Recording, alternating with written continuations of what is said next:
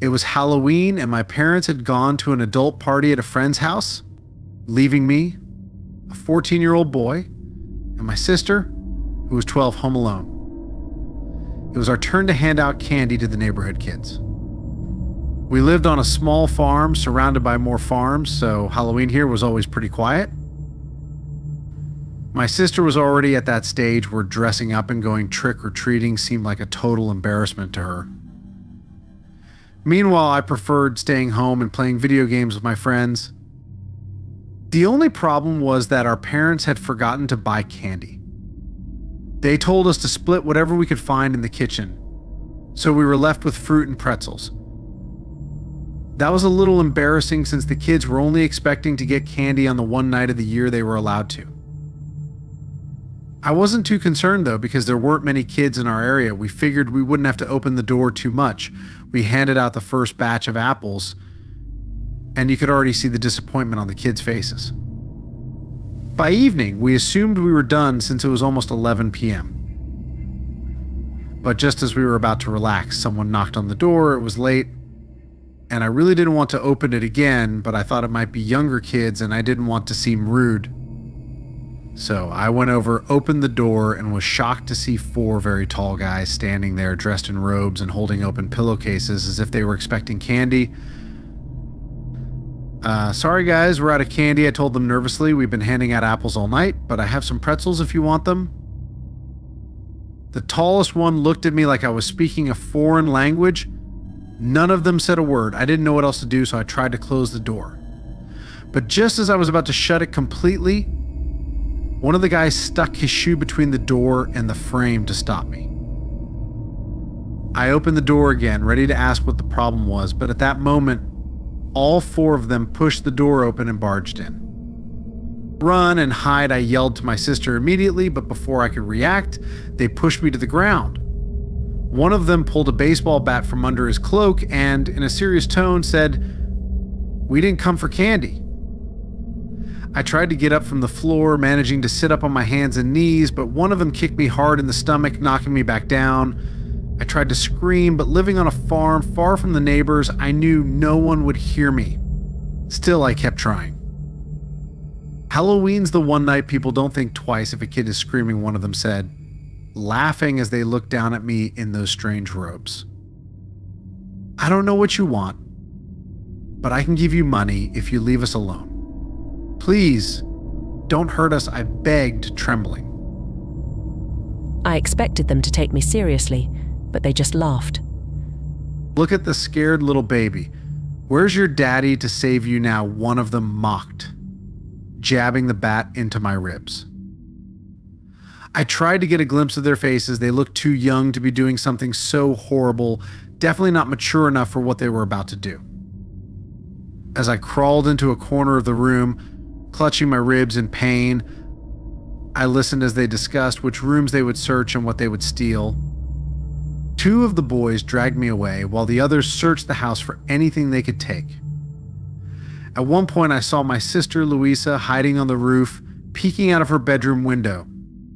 The guy who had me grabbed me by the shirt and pulled me toward the barn.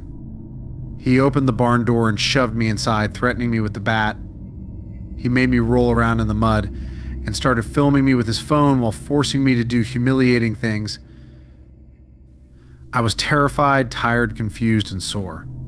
I felt completely embarrassed by the torture they were putting me through. The guy laughed the whole time with an indescribable cruelty. After he was done, he dragged me back into the house to show his friends what he had done to me. The torment continued. They made me drink water from the toilet and eat things out of the garbage things I couldn't even describe. As they dragged me around the house, I just hoped they wouldn't find Louisa. Strangely, they hadn't mentioned her at all during this entire time. Eventually, they tied me to a chair in the kitchen and left after trashing the house and stealing everything they could find. I must have passed out at some point because when I woke up, I was in the hospital surrounded by machines. My mom was by my side, crying with relief to see me awake. She took her time explaining everything that had happened, and when she finished, I was horrified. It turned out that Amy, the girl I had recently broken up with, had asked her brother to scare me as revenge. Apparently, he and his friends took things way too far and ended up doing all those horrible things to me. As far as I know, they were all arrested, but only Amy's brother went to jail. He got 5 years for aggravated assault and trespassing, while the others managed to get probation in exchange for testifying against him. It's been more than 2 years since that awful night, and it still haunts me. What I always tell people now is this: if you open the door on Halloween and your parents aren't home, for God's sake, look through the peephole first. Sometimes the monsters that show up trick-or-treating aren't wearing costumes.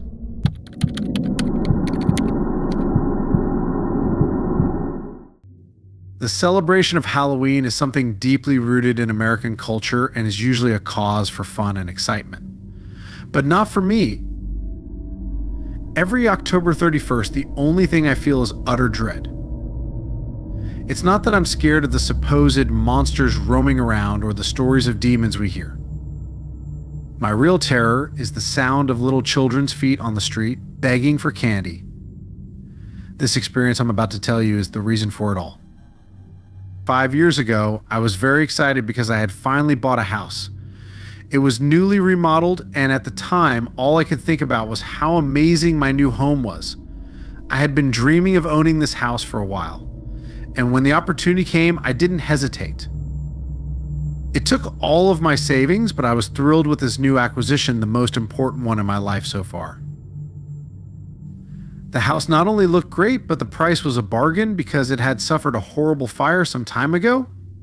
I didn't know much about the fire, but that's why the sale price was so low. It was one of the reasons I had decided to buy it. Moving into this new house represented a fresh start for both me and my 2-year-old daughter, Mia. Being a single mom wasn't easy, but Mia was the best thing in my life, and I was determined to give her everything she needed. The first few months were great. I adjusted well and made a lot of friends in the neighborhood. As summer came to an end, Halloween was fast approaching and decorations started popping up everywhere. I was excited to celebrate my first Halloween in the neighborhood. It was October 31st, 2012. The day was perfect. People in costumes filled the streets, and by 5:30 I started hearing knocks on my door. I opened the door to see a group of adorable kids all dressed up and smiling as they shouted, "Trick or treat." I gave them as much candy as I could, and they left very happy. The next few hours were a repeat of that scene, and with every new group that arrived, my heart filled with joy. I thought about how cute Mia would be when she got older and could dress up and go trick-or-treating. I spent the night handing out candy until it got late. It was around 11 p.m. when the knocking finally stopped. I realized I had run out of candy and decided it was time to close up for the night. I turned out the lights and went to check on Mia, who was already sleeping peacefully in her room. After brushing my teeth, I crawled into bed. But it wasn't long before loud banging on the door woke me with a start. I looked at the clock on my nightstand. It was 1:02 a.m. I was in shock, wondering who could be knocking at that hour. I decided to go downstairs to see what was going on. When I opened the door, I saw 2 children. It was dark, so I couldn't make out their faces very well. The first one looked about 9 years old, and he was holding the hand of a little girl, about 6, who I assumed was his sister. Before I could say anything, they both yelled "trick or treat" at the same time. I didn't understand what these kids were doing out so late, so I blurted out, "Hey, it's really late. You should go home and go to bed. I'm out of candy." At that point, I noticed they looked annoyed that I didn't have anything for them. They frowned and repeated "trick or treat" in a much more intense tone. I started to get a little scared and said, "Really, you guys should go home. It's not safe to be out this late, and this isn't the time to play." All I got in return was heavy silence and their angry stares. I figured they were playing a game, so I wished them good night and closed the door. I walked up the stairs, thinking about how strange the encounter had been. A few minutes later, I started hearing strange noises coming from the kitchen. I thought it might be burglars, so I grabbed a tripod from the cupboard and ran to check. But when I got to the kitchen, I froze. The same two kids were standing there, and one of them was holding a lighter. The smell of gas began to fill the air, and I saw that the stove had been turned on full blast. Before I could say a word, I heard the click of the lighter, and suddenly, the kitchen burst into flames. In a matter of seconds, the fire spread everywhere. I was surrounded by a sea of burning flames and watched in horror as my house caught fire. But even more terrifying, I saw the children engulfed in flames, laughing out loud as if it was the funniest thing ever. I stood there, paralyzed, watching as the flames consumed their skin. The smell of burning flesh filled the room, but what shocked me most was that the children didn't seem to be in pain. They continued laughing, enjoying the fire that devoured them. It was the most horrible scene one had ever witnessed. Suddenly, I heard small screams coming from upstairs, and that's when I remembered Mia. Without a second thought, I ran toward her room, but before I could reach her door, a huge piece of burning debris fell from the ceiling, blocking my path. I tried to move it, but it was too heavy. I was completely trapped. Panicking and beginning to feel the heat of the flames on my skin, I tried to backtrack and get help, but the stairs were covered in flames and the roof was collapsing around me. In that instant, I felt an overwhelming despair. I could still hear Mia's screams echoing through the house, but I couldn't reach her. There are no words to describe the horror and helplessness I felt, knowing my little girl was dying, and there was nothing I could do. The pain was unbearable. As a mother, it felt as if someone was ripping out my insides. The smoke began to fill the house, making it hard to breathe. I fell to my knees on the floor. I could no longer hear Mia crying, and everything around me started to go dark. I was about to give up when I felt hands lifting me off the ground. The next few moments were a blur. All I know is that I somehow ended up outside, surrounded by firefighters. I started screaming as soon as I regained consciousness. My daughter, she's still inside. Help her, please. Save my little girl, I yelled, frantic. The firefighters rushed in, but by then the house had collapsed further. I knew it was too late.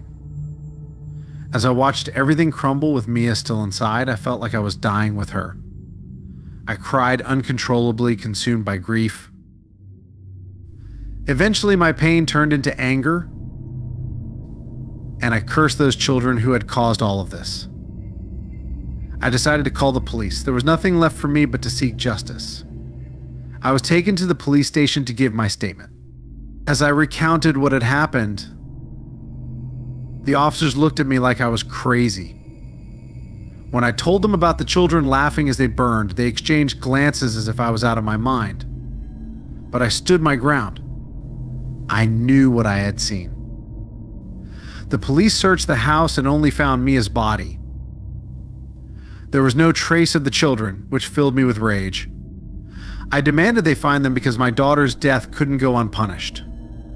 The officers took me to a sketch artist, and I tried to describe every detail of the kids, even though I hadn't gotten a good look at them. It took about 3 hours to finish the sketches. When the police saw the drawings, they looked puzzled. The older officer asked, "Are you sure these are the kids you saw?" "Yes, it's them." "I know what I saw," I yelled, frustrated. The officer sighed and said, "Well, that's complicated. If these are really the kids you saw, I can assure you they couldn't have done it because I know them well." His tone made me uncomfortable, but before I could respond, he continued, "Those children perfectly match the description of the Harrisons, the children of the family that lived in your house before. I can assure you they weren't responsible because the entire family died tragically in a similar fire 5 years ago." His words left me completely bewildered, confused, and terrified. I didn't know what to say. I left the police station with my head spinning. It sounded crazy to think that those dead children could have caused the fire. But as strange as it was, a part of me began to accept it. All the odd things that had happened that night started to make sense. After burying my daughter, I decided to leave town and move back in with my mother. Most days I reflect on what happened. It's sad to think there's no justice for restless spirits that harm the living and take the lives of innocents like my little girl. There is nothing I can do to ease the pain. Sometimes I find myself wishing I had given those children a couple of pieces of candy that night. Maybe if I had, they would have left my daughter and me alone.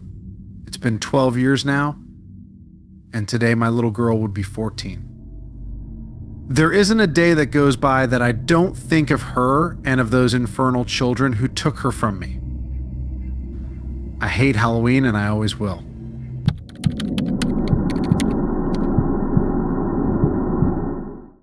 It was Halloween 2011, and my boyfriend and I were in the living room enjoying a horror movie. The tension and suspense in the film made our hearts race, and every now and then we would jump up and down on the couch. Then, when I looked at him, seeing the sparkle in his eyes, I couldn't help but hug him, trying to forget about the screams and scares on the screen. The movie was Scream Dream 4, and my boyfriend Alex had been excited about it for days.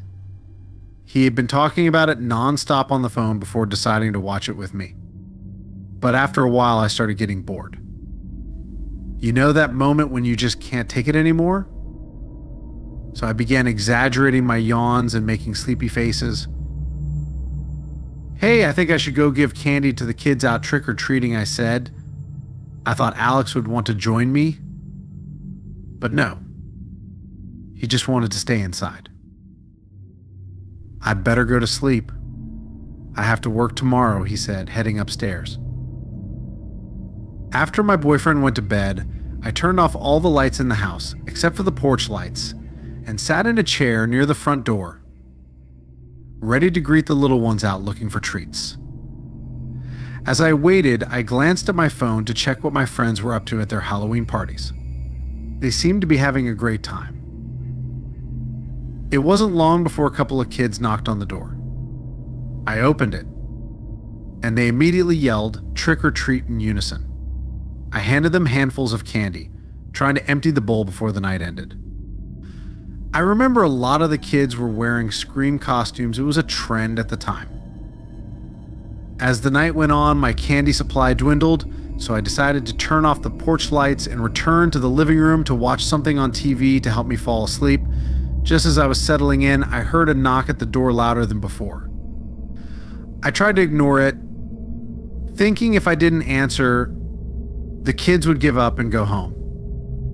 But whoever was knocking didn't seem to understand and kept banging, which started to irritate me. I took a deep breath, reminded myself that they were just kids, and went to the foyer to open the door. I intended to politely tell them that I had run out of candy, but what I saw froze me in my tracks. Standing in front of me was a tall guy wearing a Scream mask. His long slasher tongue gave him an eerie vibe. He didn't look like a kid at all. He was tall with broad shoulders. When he tilted his head and spoke in a deep, cavernous voice, I felt my heart drop. I wanted to close the door, but I panicked, afraid that he might try to force his way in, just like in the horror movies. I stared at him, unsure of what was going through his mind behind that mask. Suddenly, he held out his bag and said, "I'm so happy to be in your candy store. And no, I don't want to lick your lollipop. But I do want some good candy, so fill it up until it won't fit anymore." I couldn't help but notice the double entendre in his words. His tone was so threatening that it made me sweat. Still, I tried to act as though everything was fine. "Happy Halloween. Your costume is great," I said, hoping he wouldn't notice how much I was shaking inside. But then the mood changed drastically. He stood up straight, put his hands away, and stared at me. "Do I look like a clown to you?" he asked. At that moment, everything felt off. It wasn't normal for an adult to be out trick-or-treating alone at that hour, especially when most people were already asleep. I gathered some courage and blurted out, "Leave me alone or I'll call the police." I pulled the door hard, intending to slam it shut, but my blood ran cold when I realized he had stuck his foot in to keep it from closing. I had no doubt now this guy had bad intentions. I yelled as loud as I could, but he slipped into my house and slammed the door behind him. The man reached behind his pants and pulled out a huge knife. Panic gripped me. Without a second thought, I ran up the stairs with him right behind me. When I got to my room, I quickly closed the door and noticed something strange. There was a pile of pillows in the bed where my boyfriend should have been. At that moment, I heard the man's footsteps behind me. I turned around and saw him standing in the doorway, slowly moving toward me with the knife in his hand. "Come on, honey. Are you expecting someone to come save you? If only you knew how much I hate loud, annoying girls like you," he said. Something clicked in my head. Even though his voice was distorted, it sounded familiar. "Alex, is that you I asked?" He started laughing, and I realized it was him. My stupid boyfriend had been playing a prank on me to scare me for Halloween. I took a deep breath and relaxed, knowing it was just a joke. Alex took off his mask, and I walked over to him, ready to scold him for terrifying me. But then he stopped laughing and looked at me with a strange expression. His eyes had a dark intensity that made me uneasy. He was smiling, but his smile didn't match the sinister gleam in his eyes. "Is something wrong?" "Alex," I asked, my voice trembling. "Yes, you weren't supposed to recognize me, but you did," he replied. I was about to respond, but the words died in my mouth as I felt a sharp, stabbing pain in my abdomen. I stood there, completely paralyzed with shock, as Alex plunged the knife into my stomach. I looked up at him with wide eyes, meeting the most chilling look I'd ever seen in my life. 1,000 questions ran through my mind, but I couldn't speak. I just stared at him, feeling my body begin to fade as my vision blurred. Then, with the same evil look on his face, he said, "I'm sorry, my dear," and stabbed me again. Everything went black after that. When I opened my eyes, I was in a hospital bed, hooked up to various machines, and my entire abdomen was bandaged. My mother was by my side, and she was the one who told me what had happened after Alex stabbed me. It turns out that a neighbor, who was awake at the time, had seen the masked guy knocking on my door. She thought it was suspicious, so she watched to see what would happen. When she saw me scream and struggle to close the door, she realized something was wrong and called the police. At first, she didn't know it was Alex. She thought it was a burglar. When the police arrived, Alex tried to escape through the backyard but was caught. They found me lying in a pool of blood in my bedroom. At first, they thought I was dead, but when they checked my pulse, they realized I was still alive. They immediately transported me to the nearest hospital. My mother told me that I came very close to dying that night. The doctors didn't give her much hope due to the severity of my injuries and the massive blood loss, but miraculously, I survived, mainly because I had been helped in time before I bled out. That neighbor was definitely my guardian angel that night. Alex was sentenced to 18 years in prison for attempted murder, a sentence that I thought was quite low for someone who premeditated the murder of his partner in such a cold manner, without showing an ounce of compassion or remorse. But the justice system isn't perfect. Alex and I had been dating for 6 months, and to this day I still don't know what his motive was. We didn't have any problems, and there was nothing he could have wanted from me, nothing like money, jewelry, or anything of value. There seemed to be no reason for him to want to kill me, other than the pure pleasure of it. Thinking about that still sends chills down my spine. This experience is a reminder that monsters do exist, and sometimes they are much closer than we think.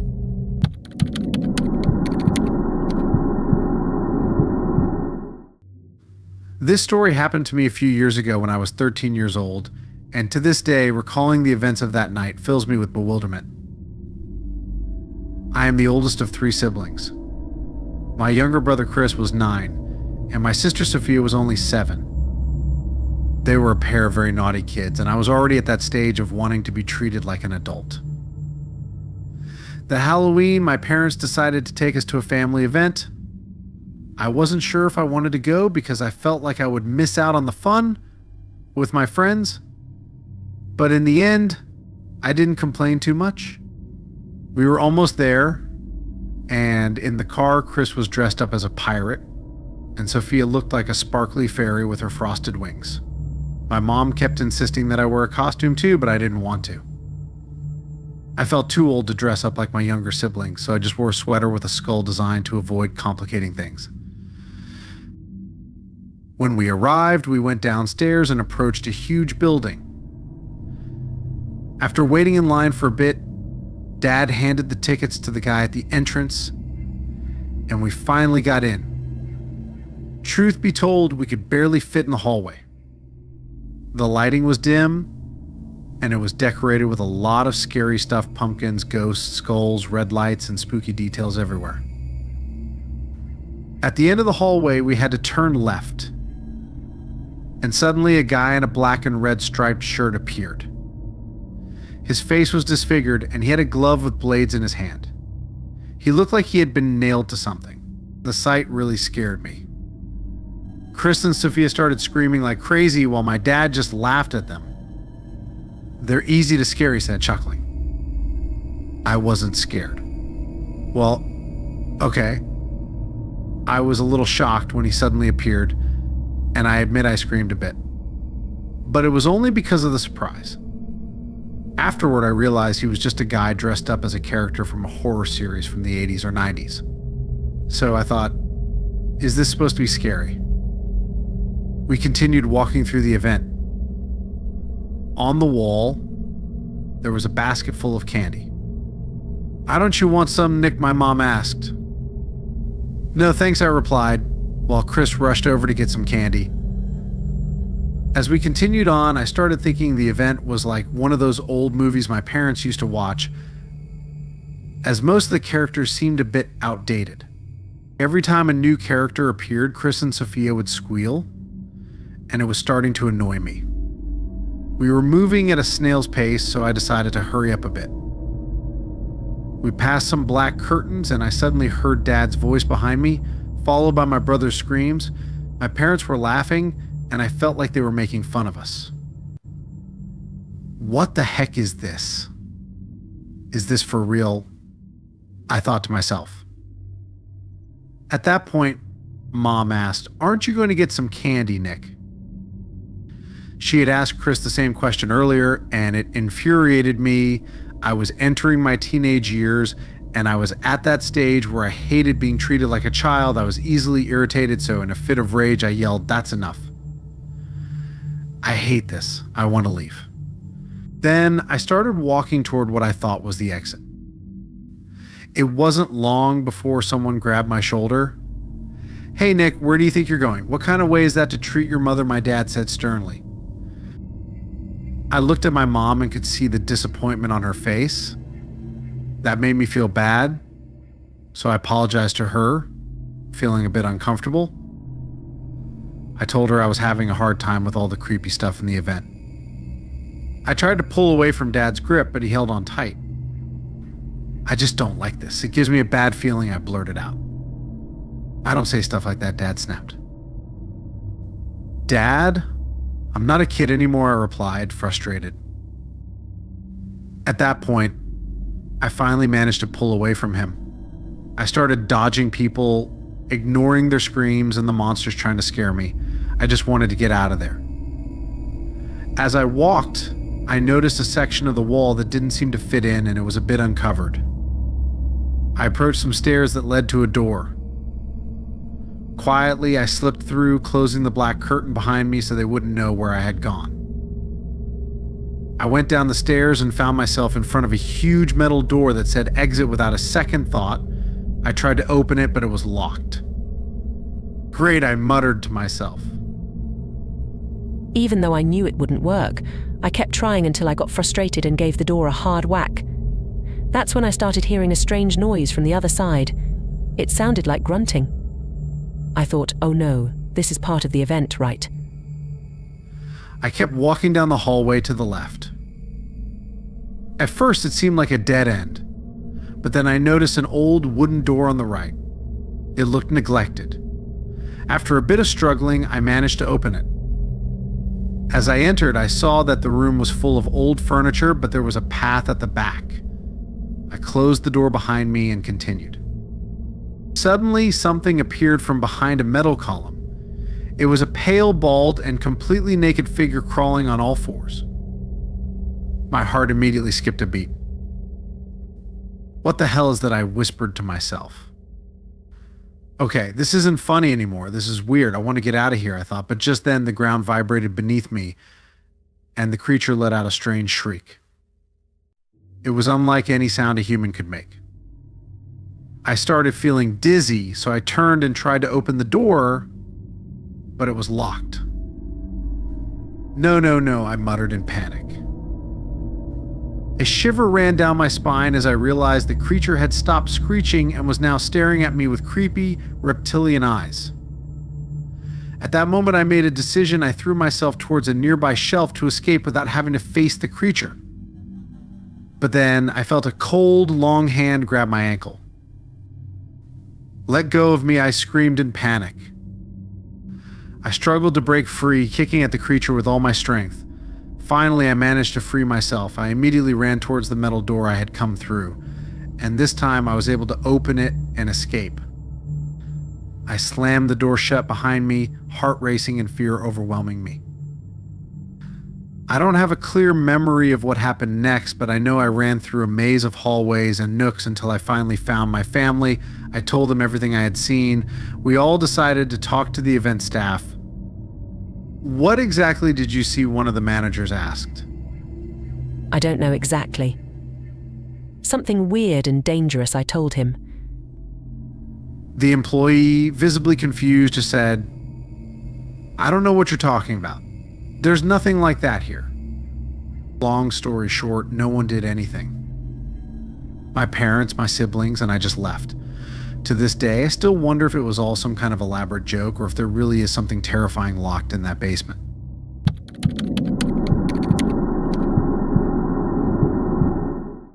Every town has its secrets, and ours was no different. The children in our town always spoke in hushed whispers about the forgotten house on Hollow Street. Tucked away at the very edge of town, it was hidden behind overgrown trees and thick vines that seemed to want to pull the house into the earth. No one remembered who had lived there last, and no one dared to visit. As the years passed, its reputation grew more sinister with every story passed down from child to child.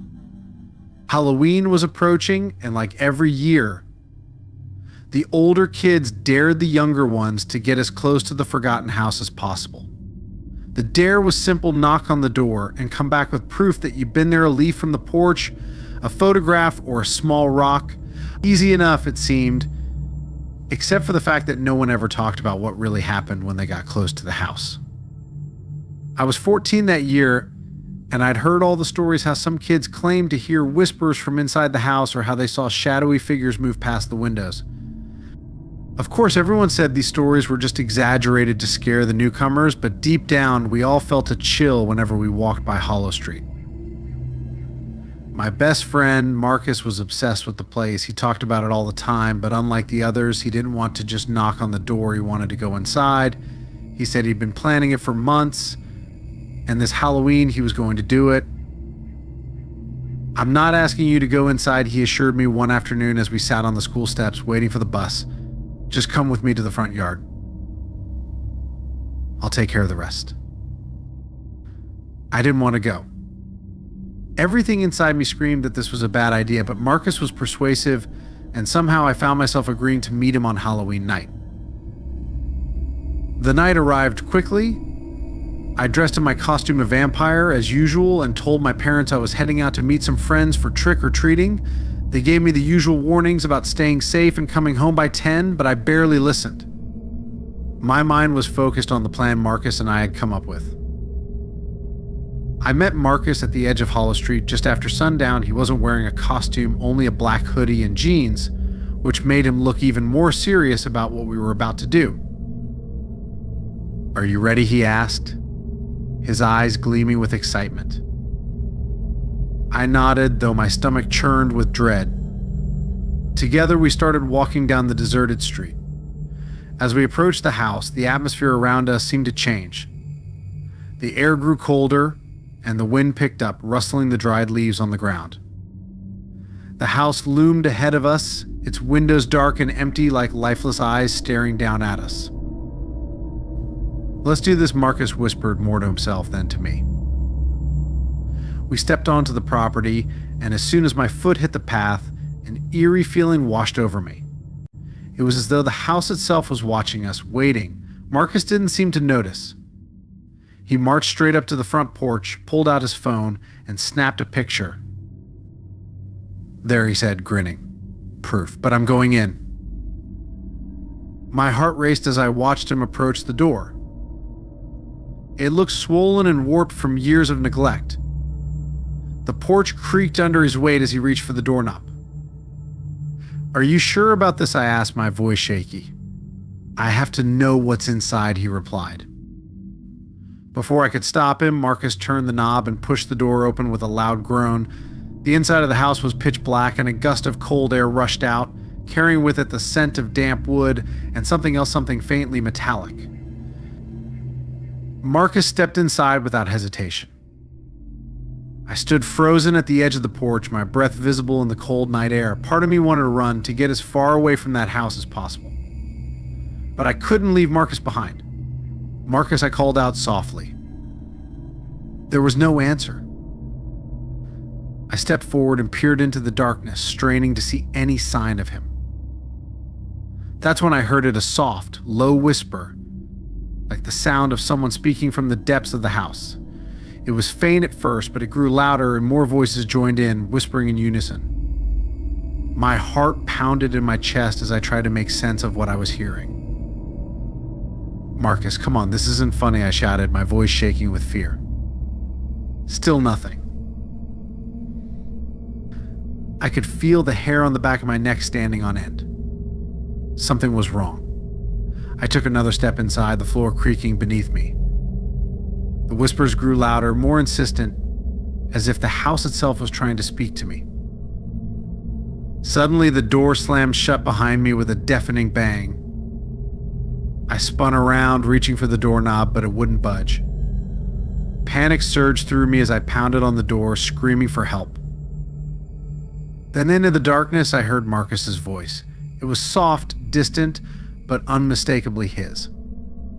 "Help me," he whispered.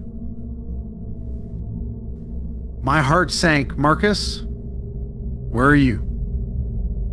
His voice came again, closer this time. "I'm here."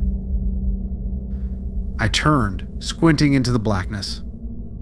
A figure emerged from the shadows, but it wasn't Marcus. It was something else, something twisted and grotesque. Its body was misshapen, its skin pale and stretched tight over its bones. Its eyes glowed faintly in the darkness, fixated on me. I stumbled backward, my breath catching in my throat. The whispers grew louder, surrounding me, filling my head. I could feel the wall closing in, suffocating me. "Help me," Marcus's voice repeated, but it was coming from the creature now. It smiled, revealing sharp yellow teeth, and took a step toward me. I didn't wait to see what it would do next. Summoning all the strength I had, I ran toward the door and threw myself against it. This time it flew open, and I tumbled out onto the porch, gasping for air. I scrambled to my feet and ran as fast as I could, not stopping until I was far from Hollow Street. I never saw Marcus again. The town searched for him for weeks, but no one could explain what had happened. Some said he ran away, but I knew better. The house had taken him. I never told anyone what I saw that night. Even now, years later, the thought of it sends chills down my spine. No one dares to go near the forgotten house on Hollow Street anymore, but sometimes late at night, I still hear the whispers calling from its depths.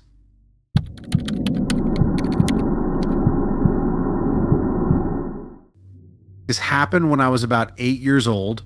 I was a hyperactive kid and was often left to do whatever I wanted, so I didn't hesitate to pick on the younger kids.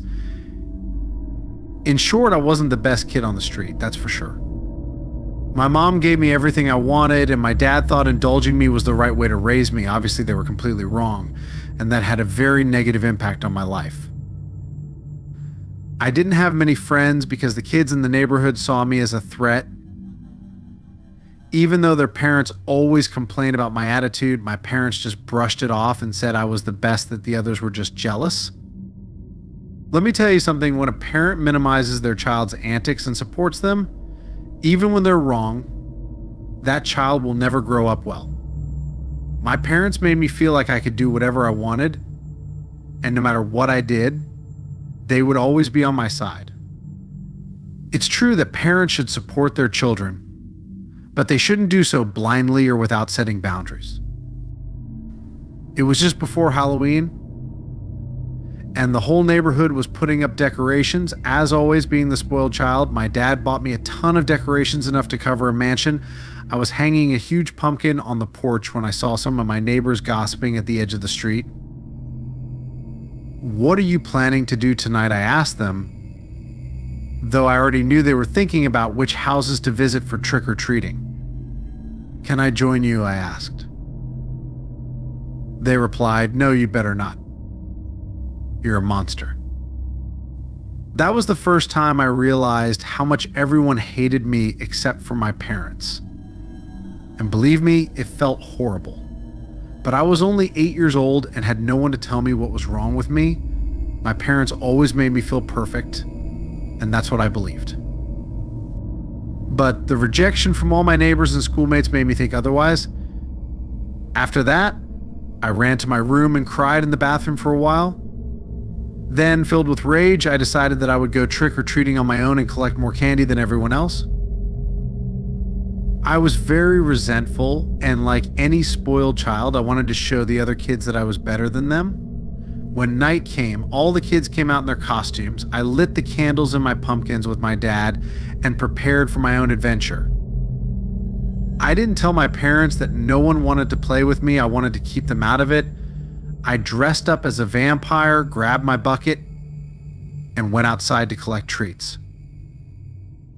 The other kids were crowding the houses, shouting trick or treat, but I was determined to do my own thing. I started going house to house, asking for candy. But because of my bad reputation in the neighborhood, no one would give me more than 2 small pieces. One homeowner even blurted out, "Why are you trick-or-treating? Your daddy can buy you anything you want. Get off my porch, spoiled child." Tears began to fall from my eyes, and I couldn't take the humiliation anymore. So I decided to run away and hide from my miserable life. I ran into the woods aimlessly that Halloween night, lit only by the moonlight. I didn't care where I went. At that moment, it never crossed my mind that the woods were not the best place for an 8-year-old boy. After about 10 minutes of running, I sat under a large, leafy tree and cried my eyes out. I felt very lonely and humiliated, but being 8 years old, I couldn't recognize that it was my own fault. I thought everyone else was just evil. I don't know how long I was like that until I heard voices in the distance. I stood up and saw a wooden house hidden among the trees. I could see the shadows of a man and a woman behind the curtain, and they seemed to be arguing. Curiosity got the best of me, and I walked slowly toward the house to see who they were. I read the name on the door, Mr. and Mrs. Gibson. I had never heard of them, but that didn't surprise me because they lived far from everything. I approached the front door to listen to what they were saying. I heard the woman yell, "I'll never let you have the key. You're a junkie, and you don't deserve my hard-earned money." Suddenly, I heard a punch. Mr. Gibson had slapped his wife, and I saw her fall to the floor through the crack under the door. It was quite a shock. It was the first time I had ever seen that kind of violence in a couple, as my parents never physically or verbally assaulted each other. Another thing that caught my attention was the word junkie, a word I had never heard before. If I had known at that moment what it meant, I surely wouldn't have done what I did next. After Mr. Gibson hit his wife, the argument escalated and became more violent. She started hitting him with a broomstick while he tried to dodge the blows. He kept trying to hit her again, but Mrs. Gibson was fierce. Seeing things had gotten that bad, I thought about leaving, but then I noticed a broken window on one side and a torn curtain. That felt like a signal to look further, so I went over there. In the dining room, I saw a huge bowl full of candy. I knew this was my chance to get a good haul, and they wouldn't recognize me for sure. So I decided to go to the door and ring the bell. I heard footsteps, and suddenly a tough-looking guy opened the door, letting out a cloud of smoke from his cigarette.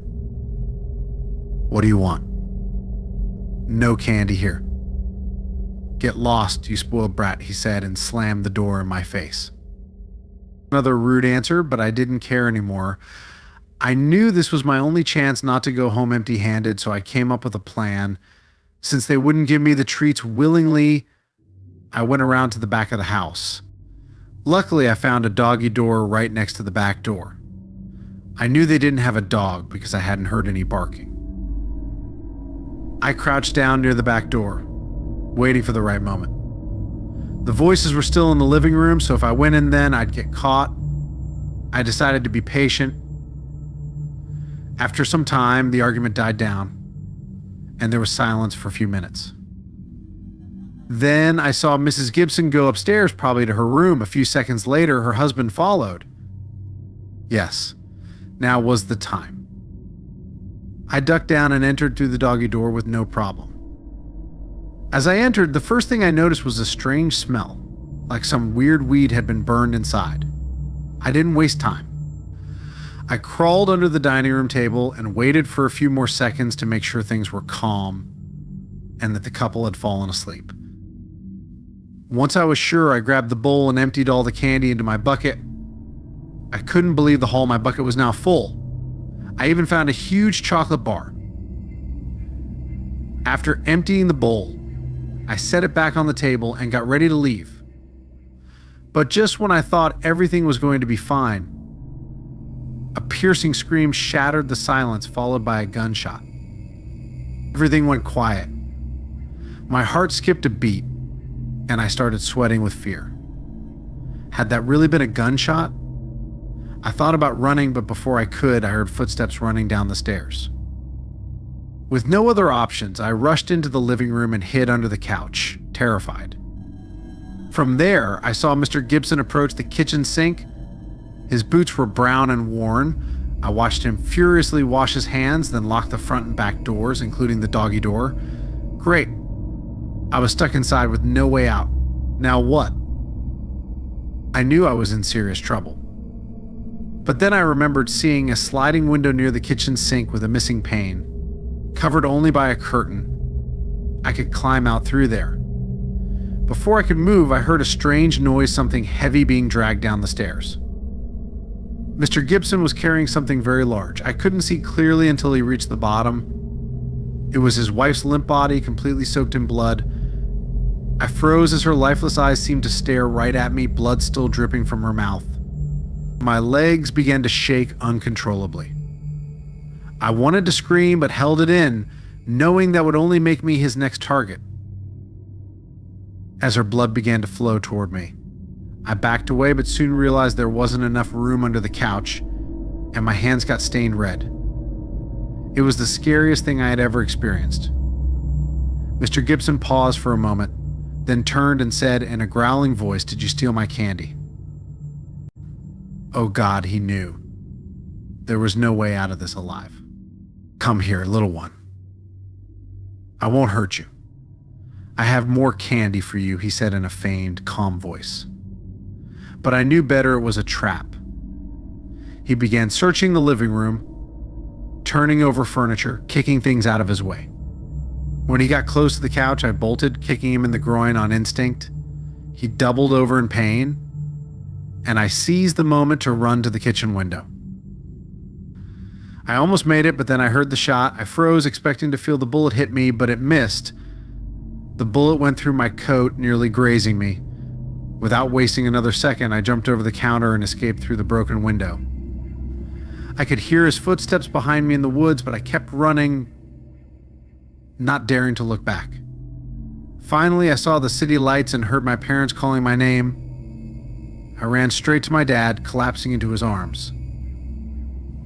As soon as I could catch my breath, I told them everything. My parents called the police immediately. They went to the Gibsons' house and found Mrs. Gibson's lifeless body and her dead dog in the bathtub. But there was no trace of Mr. Gibson. He was never found and is still on the city's most wanted list. After that night, I never went trick-or-treating again and learned that breaking into other people's homes was a terrible idea. It was nearly the last mistake I'd ever make.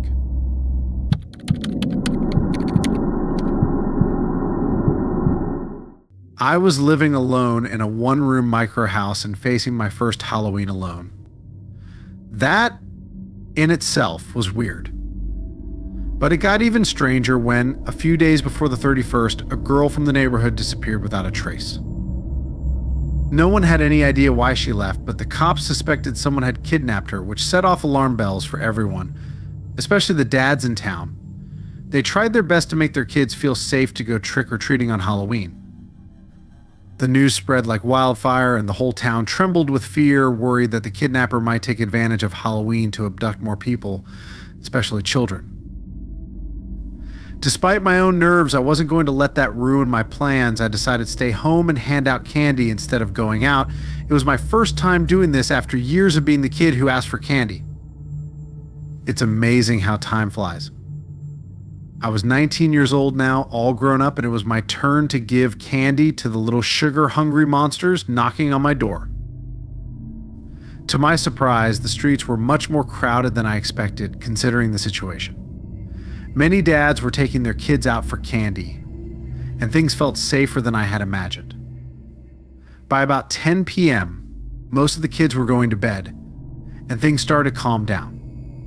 I turned off the lights and prepared to relax, watching a horror movie I had been looking forward to for ages. It was nearly 2 a.m. when I realized how late it was and decided to turn off the TV and go to sleep. Suddenly, someone started banging on the door. The knock was loud and strange, making me jump. After a moment's hesitation, I decided to secure the door chain because something in the air told me I needed to be cautious. My intuition was right. As soon as I turned the handle, a guy I had never seen before in my life tried to force his way into my house. I had to use all my strength to close the door, but he hit me hard in the face, almost breaking my nose. Fortunately, the chain held and I managed to keep him out. Seeing he couldn't get in, the guy leaned closer to look through the crack. What I saw then froze me. He was wearing a super realistic leather face mask. He stepped back, smiled at me, and said, "Happy Halloween," while holding a leather bag made of what looked like human skin, the same material as the mask. He acted as if he were joking or asking for candy, but given the recent disappearance, I wasn't amused. I forced a smile and said, "Hey buddy, it's too late to be trick-or-treating. Don't you think it's time to go home?" "Oh, come on, don't be a party pooper," he replied. "Look how much effort I put into this costume. You have no idea how long it took me to make it and what I had to do to get the raw materials." The way he said that was deeply disturbing. "Sorry, but I already gave away all my candy," I told him, hoping he would leave. "Can't you check again?" "Maybe you missed something," he said sarcastically. At that moment, his tone shifted. He dropped the playful attitude and said in a low, sinister voice, "I'll enjoy making a scarf out of your face." A shiver ran down my spine. I told him, "Get off my property or I'll call the police."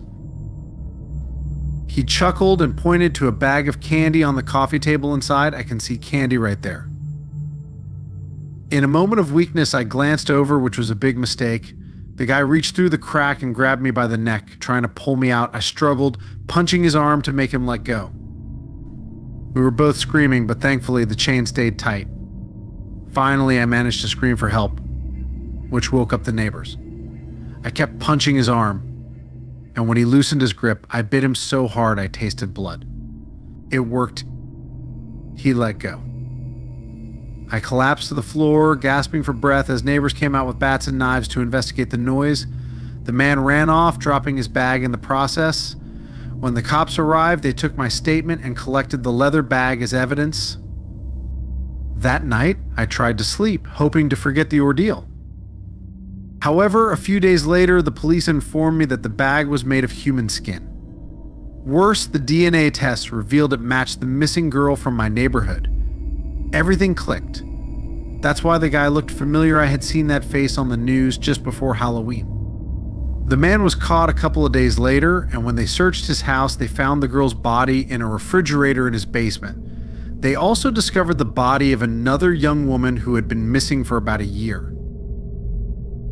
The town was in shock, but I was thankful to have survived that night. It could have ended much worse.